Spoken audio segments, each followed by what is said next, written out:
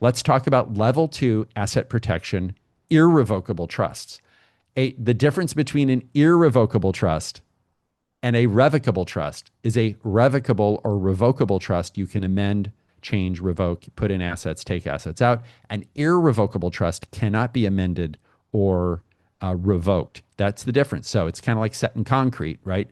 The living trust is a little bit like sand, and the irrevocable trust is set in concrete. You really can't change those terms.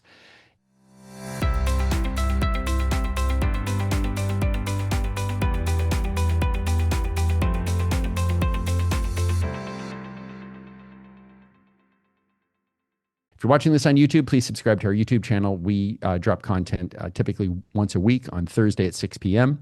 And you can click the little bell and you'll be alerted when our content drops. But highly valuable content. And I'd also encourage you to kind of look around on our YouTube page. We have lots and lots of several hundred videos where we go deep into topics that people care about. If you care about the peaceful transfer of wealth from one generation to the next. I'm Jim Cunningham. I'm a partner at Cunningham Legal. I'm a 30-year attorney, been around for 30 years. I am a certified specialist in estate planning, trust, and probate law. Our firm has offices throughout the state of California. I'm insurance and securities licensed, as well as a pilot single engine land instrument rated, although I'm not current. So kind of a broader background, as well as a real estate broker. These are the lawyers in our firm. We are dedicated to all things peaceful transfer of wealth for individuals and business owners from one generation to the next, and maybe another generation after that. This is very important. This is a disclaimer. What does this mean? I'm going to talk. I'm going to say you. There's no attorney-client relationship. Even though I'm a lawyer and I'm saying you, there's no attorney-client relationship. Basically, don't watch this and go out and try and do a bunch of stuff on your own and think it's going to work without any hitch in the get-along. You really do need an experienced lawyer, and that's why we have many experienced lawyers in our firm to help you. So what is asset protection? What are we talking about? Who do we seek to protect? Are you thinking about protecting your assets that you own from creditors? Well, that's one type of asset protection. What about asset protection for a gift or an inheritance that you give potentially a child or another loved one? What types of threats are we talking about? We'll talk about that. It's very important to understand the type of threat. It is a component of financial planning. It's part of the overall financial plan, and that's typically put in that bucket, and it lives between estate planning and financial planning. Some of these structures lean more toward the lawyerly role. Some are more financial advisor role. So just broadly speaking, but it is a function of financial planning. It is designed to protect assets from creditors. That's what asset protection is. Individuals and business entities use asset protection, meaning individuals, business owners, and people who come together to create a business. They use certain asset protection techniques to limit creditor access to certain valuable assets while operating, this is very important, while operating within the confines of debtor-creditor law. It's very important because if you operate outside of the bounds of debtor-creditor law, it simply won't work. What isn't asset protection, or AP? Asset protection is not doing something after you are sued. This is really important. We get a lot of calls from people. They say, I got served with a lawsuit last week. I need some asset protection. Well, it's a little bit like your house is on fire, and then you call the insurance company to get fire insurance. Well, you need to call the fire department, right? You're not calling the insurance company. It is not insurance. Asset protection is not insurance. Now, insurance is designed to pay off really a potential creditor so they don't otherwise take your assets. You have auto insurance. Well, you have to have auto insurance in many states. But the idea with auto insurance is if there's a liability that arises that the insurance policy covers, that the insurance company pays that instead of you personally. Insurance, and this is really, really important. We're not going to dwell a lot on insurance. I don't really view insurance as asset protection per se, and I'll tell you why, is insurance has really a three-pronged test. It has three very, very important boundaries. It is bounded by time. Most insurance policies last 1 year, meaning you pay a premium every year. You have to pay money to the insurance company for a given period of time of coverage, whether it's a term life insurance policy, right? You might pay $1,000 a year. If it's homeowners, you might pay $10,000 a year for that homeowners. If it's professional liability insurance, you might pay $100,000 a year, whatever the number is, but typically it's covered for a 12-month period. There are policy limits, meaning if a claim arises within that 12-month period, there's a limit on what the insurance company will pay. There also may be a deductible, right? You're familiar with that. If you have $1 million coverage, they might say, well, you have a $10,000 deductible. And if the liability is $2 million, well, we're only going to pay a million, and that other million is going to have to come from someplace else, typically your pocket. And also coverage. Insurance companies are notorious for denying claims. We all know this. We've all bought insurance. We've all made claims. Insurance companies, if you don't pay your premium on time, they drop you.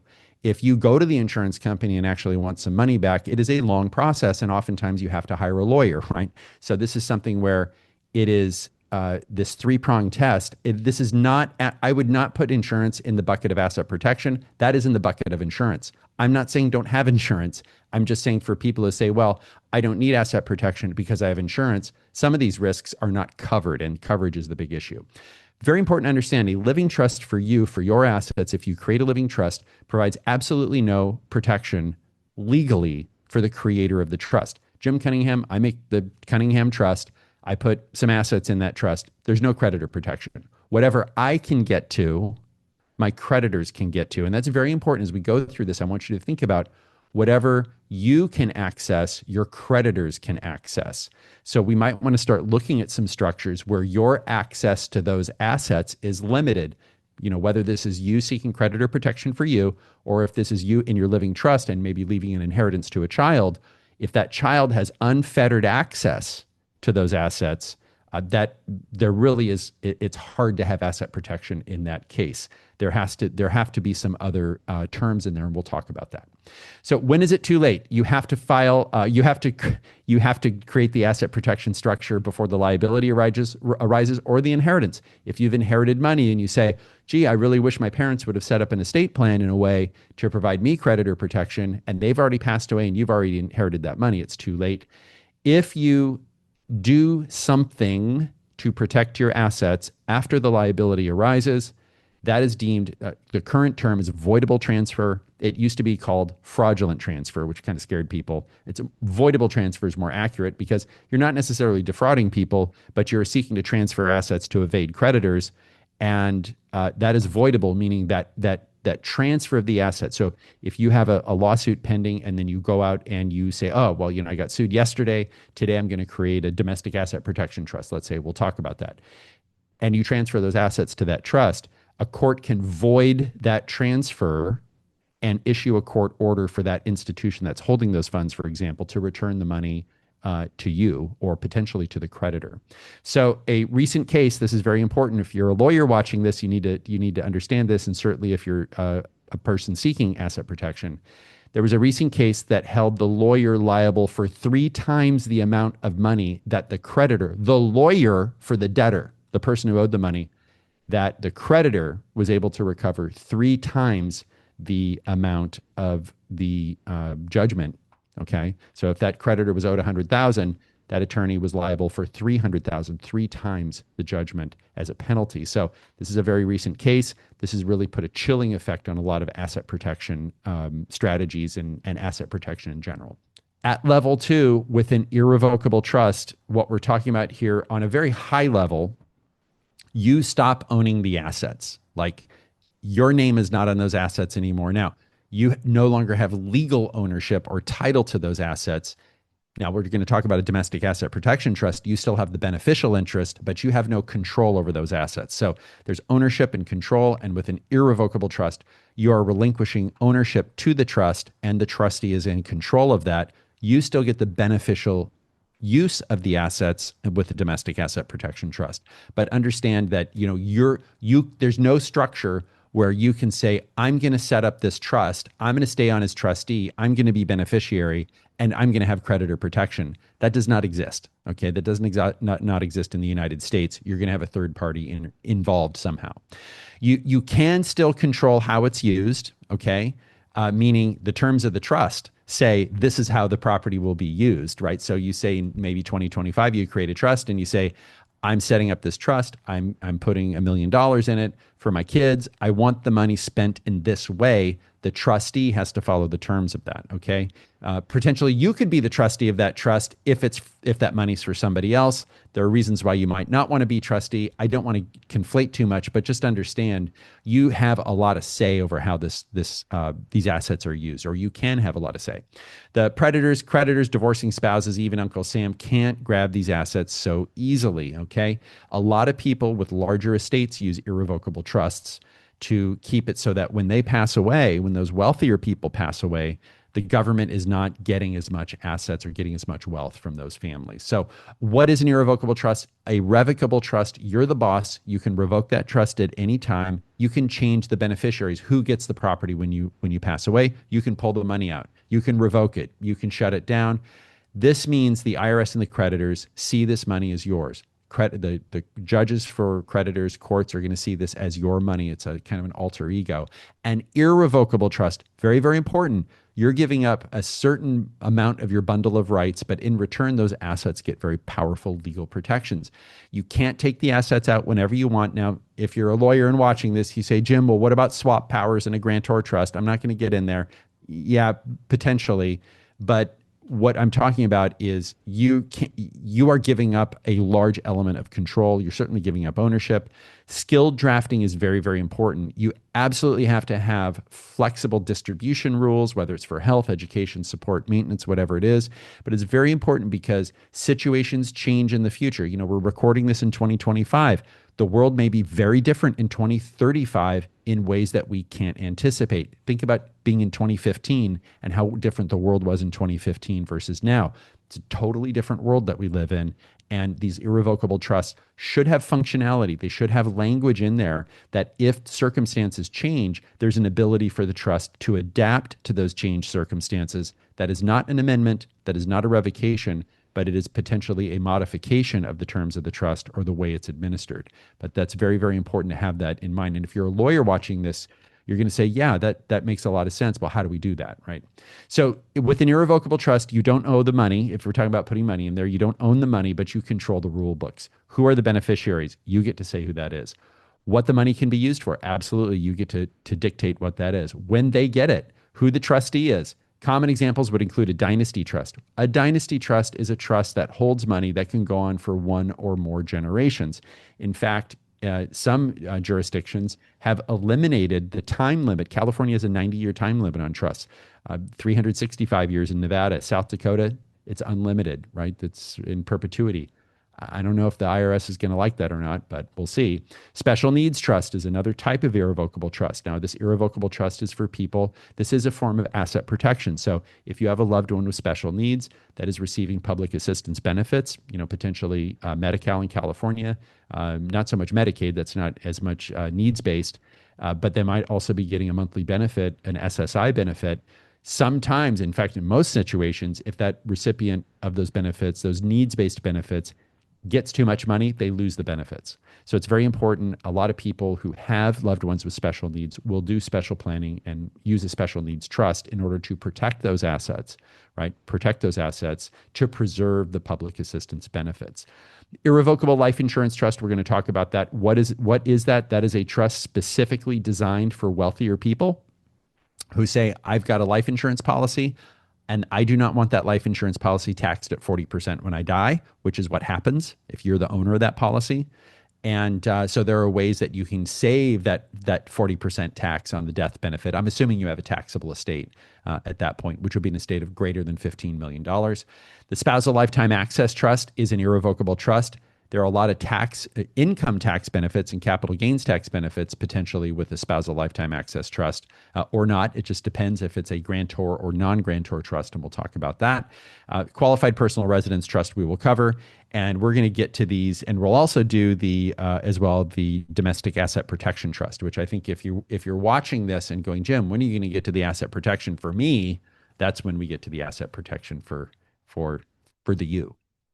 Well, let's talk about a dynasty trust. What is a dynasty trust and how does it work? Well, a dynasty trust, you can think about it as a vessel. And if you're watching this on YouTube, we've got like a treasure box here. We've got this treasure box, treasure chest, and this treasure chest can go from generation to generation to generation if you're not in California, typically you're going to be in Nevada or another jurisdiction. But what it is you set money aside, you make a gift of money either at your death, right, which would be an inheritance, or a gift while you're alive. So many of our clients, they have larger estates. They say, I have a $15 million estate tax exemption, meaning I can give $15 million free of any tax. I'm going to put $15 million into this treasure chest, and it's going to be invested, and it's going to grow.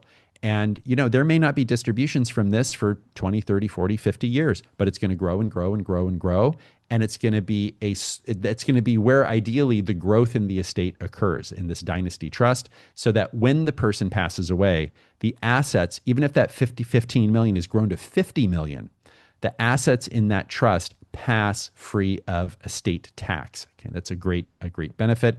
The trustee controls the keys to the dynasty trust, to this treasure chest. In each generation, the assets will hopefully grow, but the key to the treasure chest is always held by a responsible trustee, so that beneficiaries can't just reach out there and get out the gold doubloons, right? So we'll just go with the treasure chest analogy. The trustee has the right and the duty and the obligation to manage the trust asset investments and distribute funds according to the terms of the trust or not, right? And a lot of times what people do is they'll put cash in there, they'll put investments, they might put some business interests in there. You can also write these dynasty trusts as what we call a grantor trust. Now, this is a very powerful tool, and I want you to pay close attention to this. If I have $15 million of stock, that is very low cost basis, I transfer that stock into the dynasty trust. We sell the stock and diversify the portfolio. Federally, that's going to be a 20% tax. 20% of 15 million is 3 million. The tax is not paid from the 15 million that I gave away. With a grantor trust, I get to pay the tax. Now, you may say, I just gave away $15 million. Why would I want to give away another 3 million? Well, either you're going to pay it or the trust is going to pay it. But if you pay it, it reduces your estate by $3 million.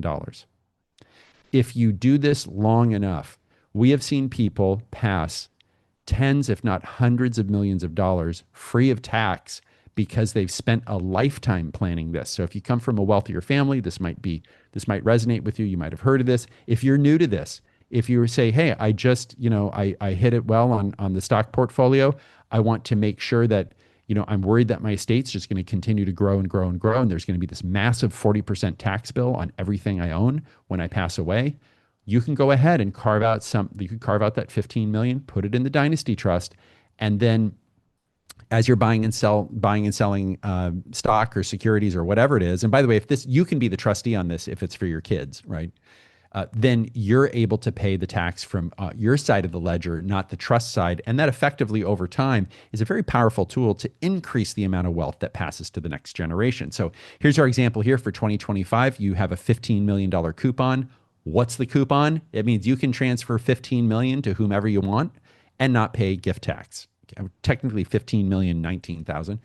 Once transferred up to 15 million in assets, those assets belong to the trust, not in your estate. So when you die, no estate taxes on those assets. Very powerful tool. Generation skipping transfer tax. If we're talking dynasty trust, we also have to have a good understanding of the generation skipping transfer tax. The generation skipping transfer tax stands for the proposition that wealthy people, they go, well, gee, I could leave it to my kids, but they're rich. I might as well leave it to my grandkids, skip that generation so that when my kids die, they're not paying the estate tax in their estate. Well, the government in 1986 said, enough is enough. There's a new law in town. We're going to impose something called the generation skipping transfer tax. What is this? It's best if we do this by example. Grandma leaves 25 million to grandson. Grandson. I'm assuming that the intervening generation is still alive. That is a direct, what we call a direct skip. So here's what the government does. They go, well, the first 15 million is passing tax-free because grandma can leave 15 million to anyone she wants. But the next 10 million, because you skipped a generation, gets taxed twice. That 10 million pays 40%. That leaves 6 million. That 6 million is taxed again at 40%. So the taxes are 64%. 64% on that 10 million. Mom's better off leaving that to the intervening generation because that extra 2.4 million is not paid in tax. Now, true, it may be paid later, but at least it's not paid now, and you're maybe wait another generation before you're paying that, and then you get the time value and the use of that money. So very, very important to be aware of this. If you have a larger estate and you're looking at this, please know that that's out there. With a proper dynasty trust, estate taxes only need to pay once, or gift tax is only paid once when the trust is funded. After it's funded, the trustee can use this money to help a grandchild directly without triggering generation skipping transfer tax. Again, very complex. I just want you to know there are dynasty trusts. These can go from generation to generation to generation to generation, depending on what state you're in. And if you are leaving money outright, right, outside of a dynasty trust, you could potentially trigger the generation skipping transfer tax. Let's talk about special needs trust. This is creditor protection for a loved one with special needs. Now, sometimes this can be done as a sub-trust inside of your living trust. So if you have 3 children, and let's say you have a $3 million estate, you're leaving $1 million to each child, and your one daughter has special needs, you might leave $1 million to her in a special needs trust. Okay, so, and then you might do other things for the other children. So you could create that inside of your living trust. A lot of people will create what we call a standalone special needs trust. The reason people do that is for 2 reasons. Number one, other family members want to make a gift to the special needs trust, so you have a single pot of money. And if your parents want to leave something to a special needs trust, that is not a standalone special needs trust. If it's inside your living trust and you're still alive, they just can't do it. The other one is if you have IRAs, retirement accounts. So that is going to be typically a standalone special needs trust. Those have very important language in there. If you have, again, let's go back to this example of 3 children. You have 1 daughter with special needs and 2 other children without special needs. You have $2 million in non-IRA assets and $1 million in IRA assets. You may want to leave the IRA assets to your daughter with special needs. The reason is that daughter can stretch out that IRA over her lifetime. What does that mean? When you inherit an IRA, you don't take all the money. Well, you really shouldn't take all the money out at once, but you have to take it out after 10 years, right? Under most circumstances, after 10 years after you die, you have to take all the money out. That $1 million becomes 2. You take all the money out of an IRA, you're going to have a really big tax bill. If you leave that IRA to a loved one with special needs, you can stretch out those minimum distributions over the lifetime of the daughter with special needs. Very, very powerful strategy. We covered that in other webinars, but I want you to know that is a tax savings strategy. It is an asset protection strategy. And I think too often lawyers don't think about special needs as an asset protection and tax strategy. Frankly, a lot of special needs lawyers aren't sufficiently trained on the tax aspect of IRAs when it comes to special needs. So what is a special needs trust for? It's to maximize quality of life, provide money, potentially money and other kind of in-kind support without disqualifying the loved one, and to manage assets and protect from predators and waste. And it allows you to protect. You want to provide for your children, but you want to do it in a way that does not cause them to lose their public assistance benefits.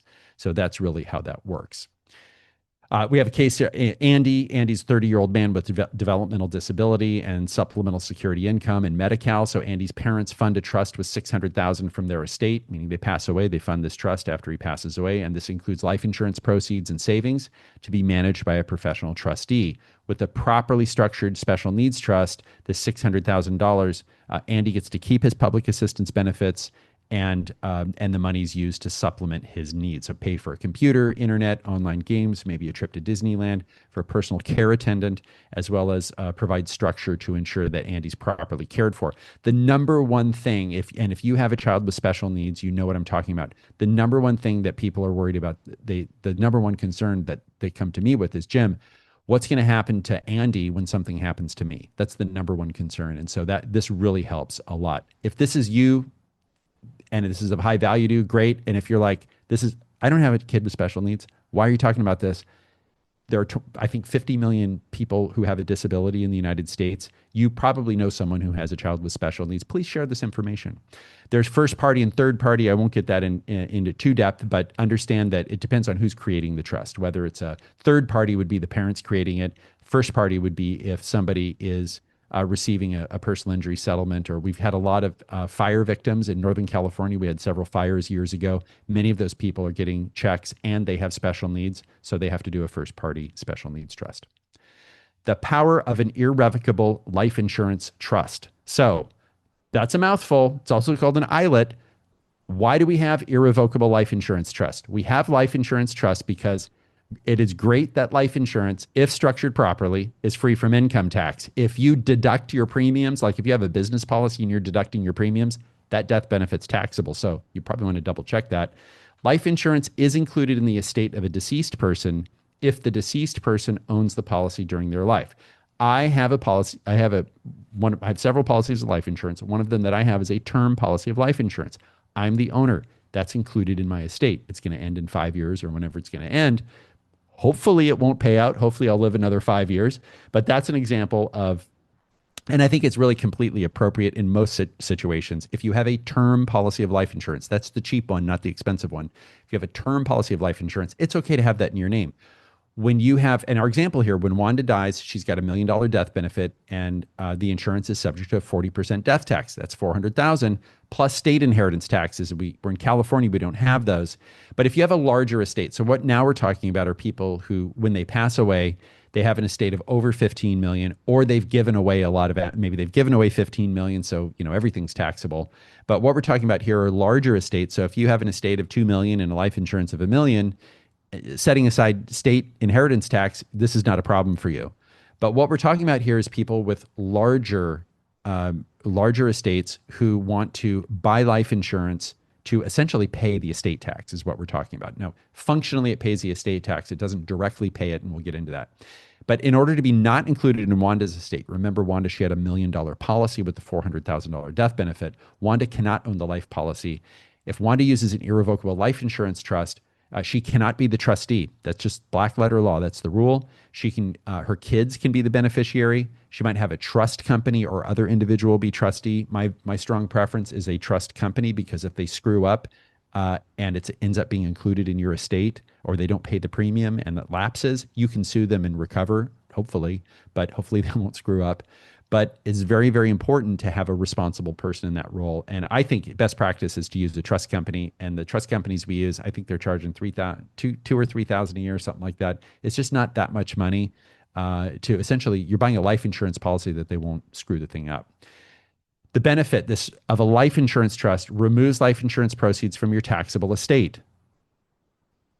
This is great. So if you have a $10 million policy, instead of having a $4 million tax bill associated with that, you have a zero tax bill, right? And that $10 million can be used essentially to purchase assets from your trust estate to provide the estate cash. So for example, if you have a business that's worth $50 million and you're married, you and your spouse can exempt $30 million in estate tax, but $20 million is subject to tax. That's an $8 million tax bill. So if you're a business owner and your assets, they total 50 million, the first 30 million goes tax-free. The next 20 million is subject to a 40% tax, or 8 million. If you have a second to die policy, and we'll talk about this, of 10 million, when that pays out, there is 10 million in cash. If your business is worth 50 million, you probably don't have $8 million laying around where you can pay a tax bill, which means you're going to have a problem, right? But with this life insurance, it provides the cash in order to pay the taxes. And that's really what we're talking about here. But what you do is you set up this life insurance trust, you put money into the trust, the trustee takes out a policy of life insurance. You can contribute an existing policy of life insurance, but there's a 3-year look back period. So if you die within 3 years, it is included in your estate. And then on your death, this trust, this life insurance policy passes tax-free to the beneficiaries. You give up all control of the policy. You're not the trustee. You're not getting the money when somebody dies, and you have no access to cash value. So really what you're doing is you're prepaying estate taxes really for pennies on the dollar. So we have a little graphic here. Wanda gives annual premium payments to the life insurance trust, though in this case, and then those premium payments, that money flows to the life insurance policy flows to the life insurance company, and in exchange, Wanda's trustee of Wanda's life insurance trust gets a policy of life insurance, so that when Wanda dies, the money passes tax-free to the heirs. There are some crummy notices, which was actually a family from the Sacramento area. It was actually it was Pastor Crummy was his name, and I know the attorney whose father was on that case, a very kind of interesting case, but you have to send out a notification. Basically, Wanda's trustee has to send out a letter to the kids, in this case, Wanda's kids, who are the beneficiaries of the trust, has to send out a letter every year saying, hey, mom's put $19,000 in this trust, And then the trust mom walks the kid around the block and says, look, don't take this money out, just leave it in there. And then the kids leave it in there, and then the life insurance passes tax free. So here's kind of an interesting stock example we're going to go through. So if you have 5 million in stock with $1 million cost basis, and it's going to be worth 15 million 20 years from now, and this assumes 6% growth, and you say, look, I'm concerned about the value of my estate. I want to use up some of my gift tax exemption. I'm concerned about capital gains taxes, but I do want to make a gift to maybe a Dynasty Trust of $5 million. So one thing you could do is you could give the stock, actually you just give the stock to the kids and say, here you go. And then they pay the tax or whatever it is, but you're taxed on that $5 million gift. They get your $1 million cost basis. So that means when they go to sell the stock, they're going to have a $4 million gain between them. You can avoid, so if you use the $5 million of your lifetime exemption, you get the future $15 million out of your estate. You're avoiding $952,000 long-term gain capital gains tax for you, but you're passing that to the kids. The kids have a $2.4 million tax liability in 20 years, right? Because I give them $1 million cost basis, and then it goes to 15 million. So I'm just kicking the can down the road, but the kids are going to have that big tax hit. So the net result after 20 years is 12.6 million. And I think I took the other slide here. The alternative is to sell some of that stock, maybe sell half the stock, buy a life insurance policy. You end up with more money because what you're doing is you're paying your capital gains taxes now. And in the future, the kids get the death benefit on the life insurance policy, which passes tax free. So I don't know why we didn't include that slide, but it makes it more exciting. Let's talk about a spousal lifetime access trust, or the SLAT. A spousal lifetime access trust is where I create a trust for the benefit. If I'll be spouse one here, I'm the grantor, I create a spousal lifetime access trust. For spouse two, my wife, I say, here you go, honey, here's $15 million. I'm going to put 15 million in a trust. And she has lifetime access to the funds. And then when she passes away, it goes to the kids. This can be cash, life insurance, real estate, businesses, other assets. I can have no involvement with that trust. Okay. However, if my wife and I go to dinner, and we go to a really nice dinner, and she says, I'll pick up the tab. I'll pick up the tab from the money I distributed to myself from the trust. So there's effectively what we call, although you're not a named beneficiary, the way it works in the real world is that indirectly your wife, in this case, once my wife has the money in her pocket, once it's distributed from the trust, she can do whatever she wants with that money. She could give it back to me, but that can't be the plan. But she can use that money to pay bills and buy trips and I suppose buy me gifts. I don't know. But the whole point of this is to set the money aside. This is going to be for higher net worth people, or people. You don't have to put 15 million in. A lot of people put $1 million in, or they put 2 million, but they know that they're never going to spend that money. So really, even though I've named a spouse, it's like the money's there if you need it, but ultimately it's really for the kids. So that's kind of my take on a spousal lifetime access trust. So again, if somebody has, let's go back to the $50 million example. In this case, spouse one could make a gift of $15 million potentially of the business interest, and that stays out of the estate forever. So if that 15 million grows to 30 or 40, that's going to be out of the estate when the spouses pass away. That's why people use those. So a spousal lifetime access trust is a lifetime. It's really like a bypass trust, credit shelter trust, or a B trust that you might see in like an AB trust structure. It is funded by a completed gift during lifetime, not death. So a spousal lifetime access trust that's funded at death is a bypass trust or a credit shelter trust or a B trust, right? So what we're doing is instead of funding this at death, we're funding it during life.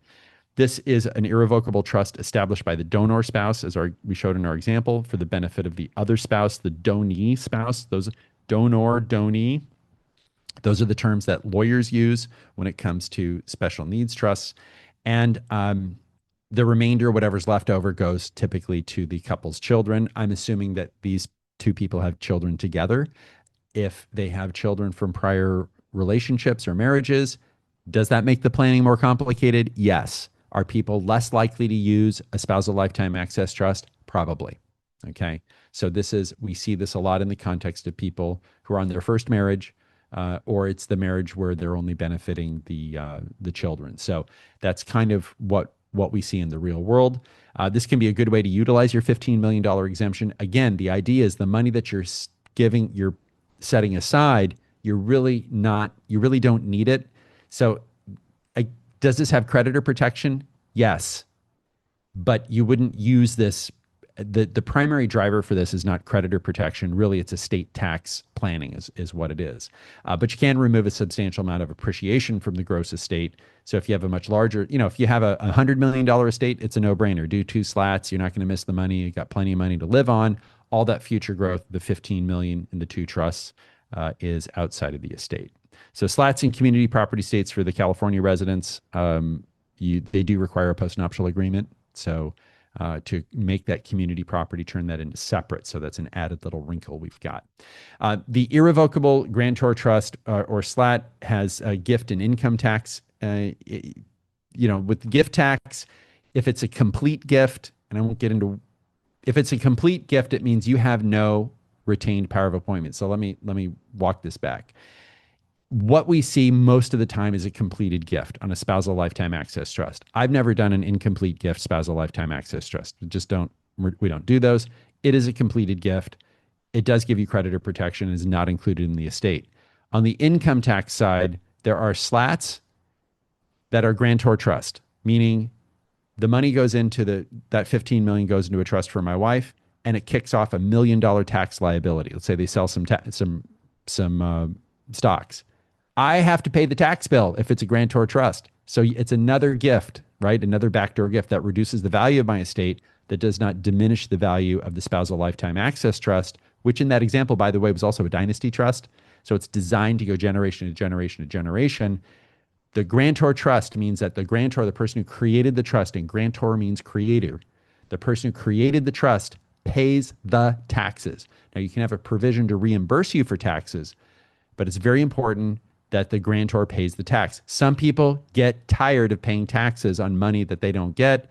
But if you look at this from a global, like sort of the 60,000 foot level, it makes sense for a lot of people because it reduces the amount that ultimately goes to the government when somebody dies. Whether if the trust is paying at the highest rates or the grantor is paying at the highest rates, it doesn't matter whether the grantor or the trust is paying it, because you're going to pay the same amount of tax, right?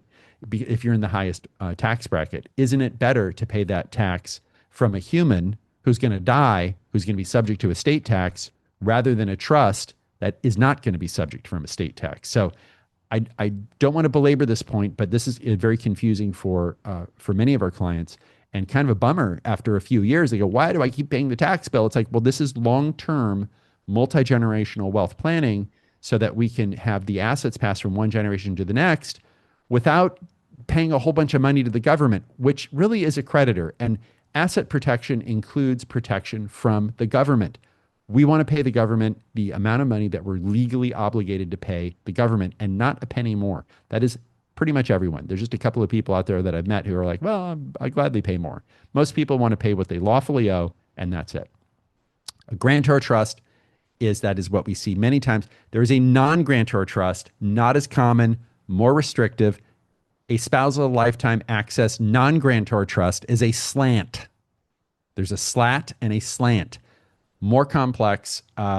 Most people are doing grantor trust SLATs. There is a use case for non-grantor trust SLATs, but it often requires a third-party trustee if you're a California resident, a Nevada trustee, and for a lot of people, it's just a bridge too far. So Abel and Baker in 2023, in 2025, not 23, Abel, the donor spouse, creates a SLAT and puts $15 million into it. No gift tax. The beneficiaries are Baker, the spouse, and the 3 children. And so there are 3 children and Baker. So this would be mom in this example, Baker's mom, and the 3 kids, Charlie, Delta, and Echo. The 4 of them are beneficiaries of the trust, right? It's a common trust. While Abel and Baker are alive. Abel and Baker die, the property is then divided into 3 trusts. A common trust is one single bucket, one pot of money, and the trustee decides who gets benefits from the pot. Really, though, you're just trying to keep that pot in place until Abel and Baker pass away is really what most people are doing. When Abel and Baker pass away, The trust is divided into three parts. So let's say that $15 million grows to 30. Charlie, Delta, and Echo each get 10 million free of federal estate tax. Huge deal, saving 40%. And then this saves the family millions. In our example here, it went to 50 million. So 50 million divided by three is what, 16.6 million each, free of tax, saving about 20 million in tax. If spouses do these for each other, there is something called the reciprocal trust doctrine. The reciprocal trust doctrine is a judicially created principle, is not a statute or a law or a case, but it's just something that judges say is out there. It's like in the ether, right? It's a doctrine that says if two people create a trust that is a mirror image, they do it on the same day, they do it in the same state, they do it with the same law firm, and it's the same exact terms, the government just collapses those two transactions. So I can't say to my wife, hey, I'll put 15 million in a trust just for you under these terms, and you put 15 million in a trust just for me and under these terms, and the terms are the same. Yeah, the government's not gonna like that, and likely the reciprocal trust doctrine, you have a high risk that the reciprocal trust doctrine would be imposed, but we don't do that. We don't use mirror trust, so there's a workaround on that.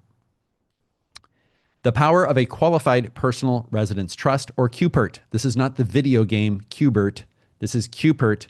Whenever you see the word qualified, that means that something that we're doing normally would not have a tax benefit.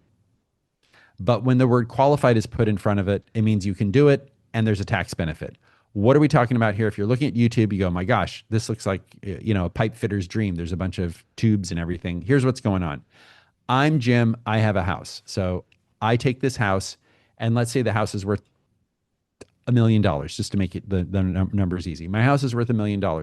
I'm going to put this house into a qualified personal residence trust. I am going to reserve the right to live there for 10 years. And after 10 years, that house lawfully, under this trust, the beneficiaries are my children. And after 10 years, I have to start paying rent to the qualified personal residence trust. Now, there's no income tax on the rent because it's a grantor trust. We talked about that. But why do people do this? Well, people do this who have taxable estates. So if I have a $50 million estate, which I don't, because if I did, I probably wouldn't be here. If I had a $50 million estate and $1 million home, I would say, when I pass away, that home's going to be worth $3 million. It's going to be $1 million tax bill. Isn't there something I can do today in 2025 to reduce that $1 million tax bill? Well, there is. I take my $1 million home, I put it in the qualified personal residence trust, I reserve the right to live there for 10 years. That means that what I'm giving my kids is worth maybe $600,000, maybe $700,000. The value of the gift, even though I've given my kids $1 million home, I am taxed as if it's a $600,000 or $700,000 home. That's just a benefit right out of the gate. And then I have to pay rent after 10 years, which further reduces my estate. And then when I die, they already own the home, so it's not included in my estate and it's not taxed. Now, this is all in a trust wrapper, so you're in control. Your kids are not in control. They may get the benefit of it. But this is something, if you have a taxable estate or kind of worried that you'll have a taxable estate, this is a very, very powerful strategy. Certainly if you're in a state that has an estate tax, you really want to look at this, because Washington just passed some new estate tax rules. They're charging up to 35% on estates over, I think it's 9 million, up to that $15 million level. So a lot of money. So depending on the state that you're in, you're going to want to check this out. So even though there's no federal estate tax, even if you're under that 15 million number, you may be in a state where it makes sense to do this or not. You just need to check with your advisor. So qualified personal residence trust. Here's an example here, a $3 million home. And let's see, how long is this? 15-year occupancy. The gift is 1.5 million. So the longer you live in the home, the less the gift.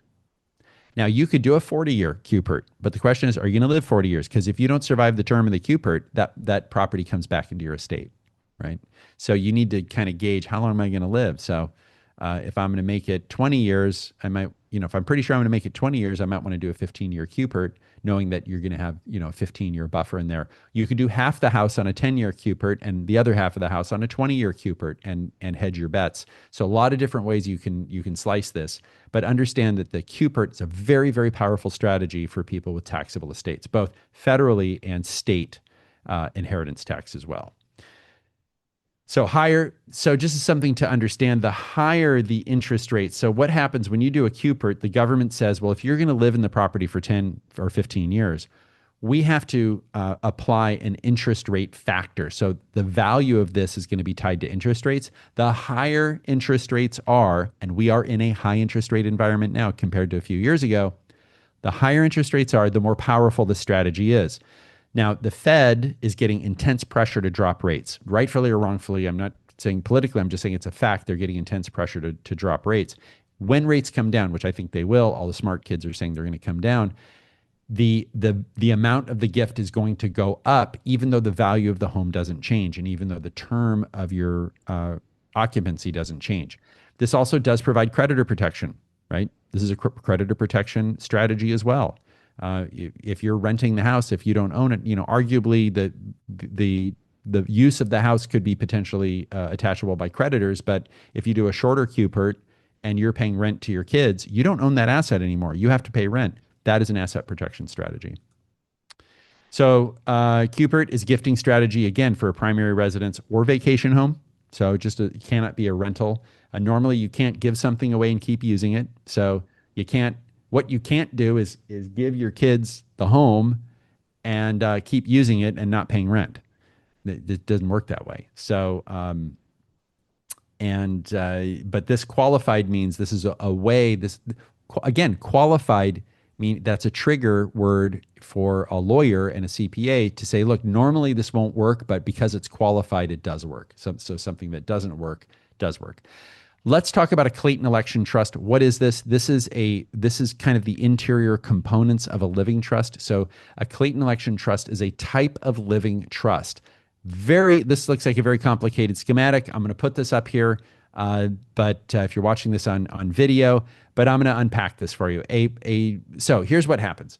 If a couple passes away with a $20 million estate, let's say a couple passes away with a $30 million estate because it's $15 million exemption per person. I pass away. My half is $15 million. My wife's half is $15 million. All those assets could go to my wife.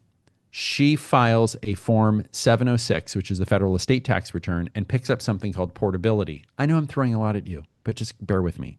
Meaning my wife can inherit my coupon to leave $15 million and add that to her coupon when she dies. So that is one basic way that people, when they pass away or when the kids are helping out mom, so I pass away, they go, well, gee, mom, should you take dad's $15 million and set it aside in a trust so that when it grows in the future, like it could grow to 50 million, it can go to the kids tax-free? Well, that might be a good idea. But that might not be a good idea. We just don't know because we don't know what the rules are going to be in the future. What this Clayton election does is this allows the surviving spouse and the kids intense flexibility, incredible flexibility, because we don't know what the law is going to be in the future. You can do an estate plan in 2025, and when somebody passes away in 2035 and you don't look at your estate plan, which I don't advise you to do, you should be looking at this thing every 3 or 5 years, the laws may be really different. And what you wrote may be overly complicated and you don't need it. That's what this does. This Clayton election allows the family in the future together to decide, does a complex structure benefit us or does it not? Now, a lot of lawyers will not write a trust like this, okay, because it's pretty complicated. At our firm, we understand the nuances, and when somebody comes in and they may have a $30 million estate or a $40 million estate or a $20 million estate or a $15 million estate, and they're married, we're going to be looking at this strategy because we just don't know what the future is going to bring. So Clayton election can also give you creditor protection for the assets that flow into the irrevocable trusts. So just understand Clayton election is there because we don't know what might happen in the future, typically for wealthier families. Now let's talk about domestic asset protection trust. If you're probably saying, well, finally, we're talking about something that helps me. What is a domestic asset protection trust? It is an irrevocable trust designed to shield your assets from future creditors, not the ones you have now, okay?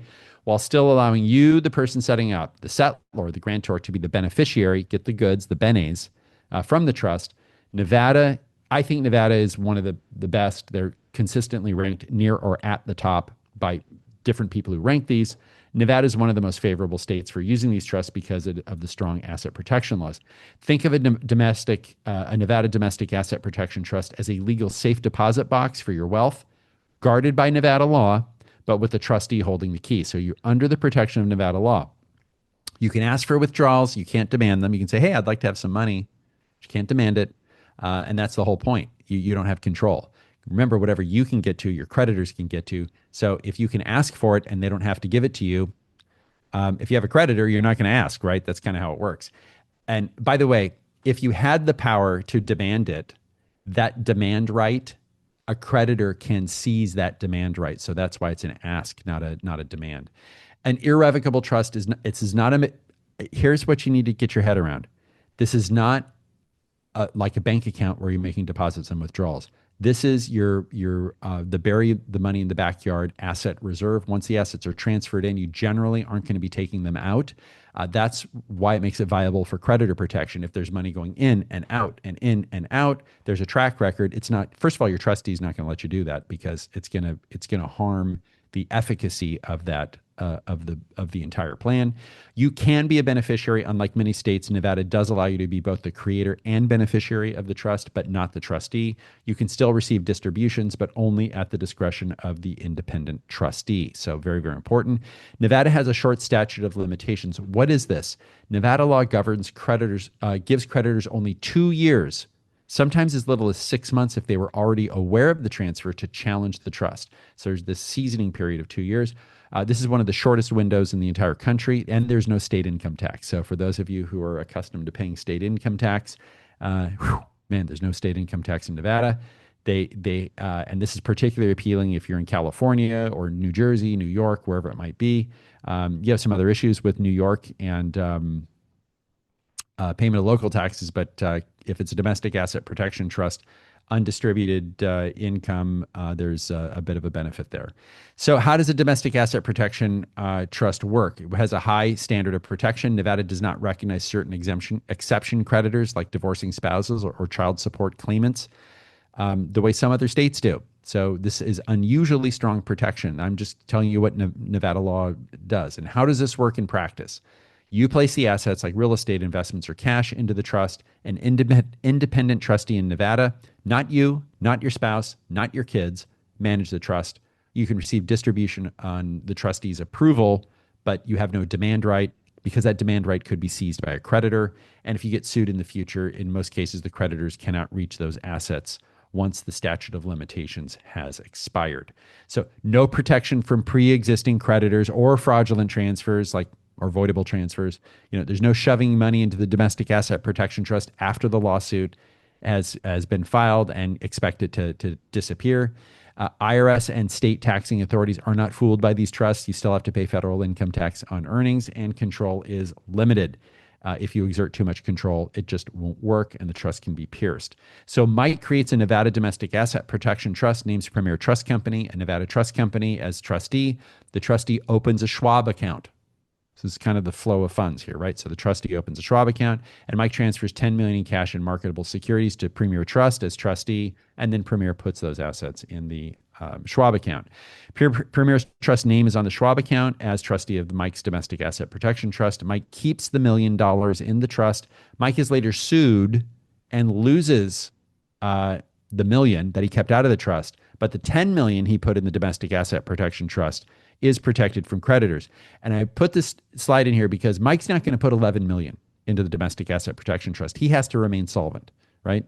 Having $1 million in this case solves the solvency requirement. So this is not 100% protection. It is a lot of protection, but it's also not this in and out bank account situation that the in and out of the spending and the collecting of income or whatever it is would happen on that $1 million outside of the domestic asset protection trust. Let's talk about level 3 asset protection. We're going to talk about entities. So we have a cartoon here. When I go, I plan on taking at least 2 of my estate tax lawyers with me. Pretty funny. Different types of business organizations. We have a sole proprietorship. This is just, if Jim buys a pickup truck and gets a lawnmower and, charges $50 to mow a lawn and there's no organization, no, that's a sole proprietorship.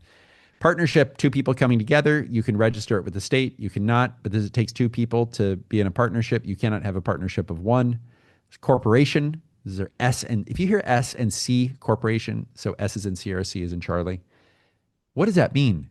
Well, they're not different kinds of corporations. It's just the way they're taxed. So small corporations, if you're a small business owner watching this video, you're probably not going to have a C corp, probably going to be an S corp, because that's what your CPA told you to create.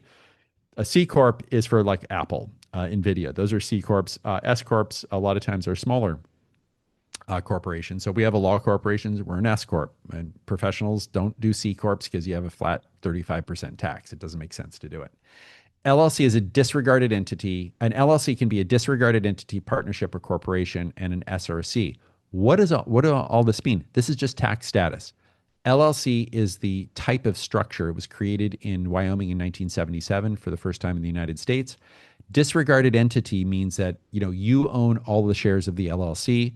You report all the income and expenses on your 1040, on a schedule on your 1040. A partnership files a Form 1065. It's a separate return. A corporation files an 1120, a Form 1120. And that's a separate income tax return, separate from your 1040. So that's what all those mean. Now, if I ask somebody, do you have an LLC? If somebody says I have an LLC, my next question is it a disregarded entity, partnership, or corporation? And they go, it's an LLC. It's going to be one of those. So it's different kinds of LLC when it comes to taxes. So just pay attention to that. California LLCs, we're in California, so we're going to talk about California. California LLCs offer little outside creditor protection. And what I mean by outside creditor protection is if I own shares in an LLC and somebody sues me, right? Let's say I own shares in an LLC that owns an apartment building and I get in a bad car accident and people sue me because there's not enough life insurance. That act of suing me, they can recover my assets. They can actually recover my shares of my California LLC, and they can foreclose on them in the same way that similar way that a bank can foreclose on you if you don't pay your mortgage. Okay, so that creditor can become a member of the LLC and has all sorts of rights and can close the LLC down and force a sale of the assets. So California is very, very creditor friendly. Very, owner unfriendly, frankly. So this really stinks for single member LLCs that have no other partners, right? That's an example of single member LLC. It's really hard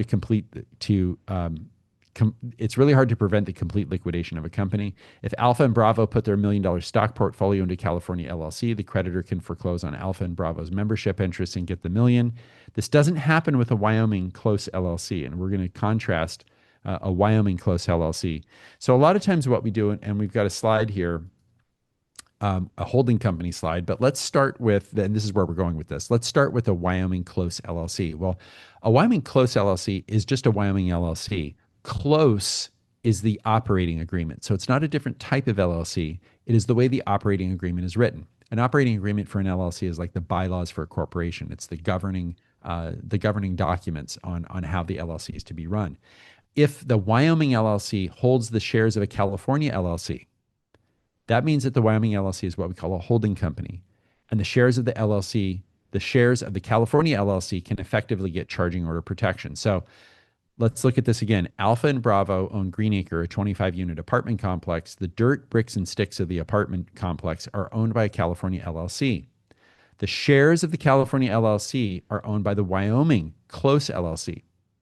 Alpha and Bravo's Living Trust owns the shares of the Wyoming Close LLC. So what we've got here is this structure where we have a holding company owning shares of the LLC, not Alpha and Bravo. So A and B do not own shares of the California LLC. The Wyoming holding company does, and A and B's Living Trust owns the Wyoming holding company. And here's why this is important. Alpha and Bravo now have charging order protection from outside creditor outside creditors to protect their equity in Greenacre via the Wyoming holding company. So what does this mean? This means Alpha and Bravo, they don't own the shares of the California LLC. Remember, if I own shares of the California LLC and I have outside credit, I get in a car accident and there's a lot of creditors, those creditors can seize my shares because I'm the owner. If a Wyoming LLC owns the California shares and they go and the creditor says, okay, Cunningham, what do you have? And they're going to say, oh, you've got a California close LLC. That creditor is limited to charging order protection. What does that mean? Charging order protection that means that, yeah, they might be able to become a member of the LLC, but they have absolutely no rights to force a sale of assets of the LLC, and they don't have a right to distribution. So if I'm not getting a distribution, they don't have a right to distribution, but they get a K-1, so they're going to get taxed, right? So if there's tax that's happening in here, if there's income tax, that creditor, once they take those shares, has no right to liquidate the LLC, but they have the tax obligation under federal law to pay the tax. It is a poison pill. This brings the creditor to the bargaining table. And in many instances, there is not a lot of case law on this because most creditors just settle. They don't want the tax liability and no ability to get the underlying assets. That is what charging order protection is. Very, very important. This benefit actually can extend to single member LLCs. So the academics say, I think you're better off with a partnership for a lot of different reasons. And that is why we oftentimes couple a holding company with the Dynasty Trust. So what we do with the Dynasty Trust, the parents manage it. Maybe the Dynasty Trust owns 10% of the holding company, maybe 30%, whatever it is. But if you have a multi-member Wyoming LLC, and you've got other entities in there other than the people who are getting sued, I think it increases the argument or increases the strength of the creditor protection. So we cover this in other webinars. I would encourage you to take a look at it. This brings us to the end of our time together, and I'm glad that we got to spend so much time together. If you're watching this on YouTube, please subscribe to our YouTube channel, and please put a comment in the comments in the Q&A on the YouTube channel. And this is what we did. This is today. But we have another webinar coming up. Check out our YouTube page, our website for our next webinar, and keep watching because another video will magically start after this one ends. And now we're going to answer questions.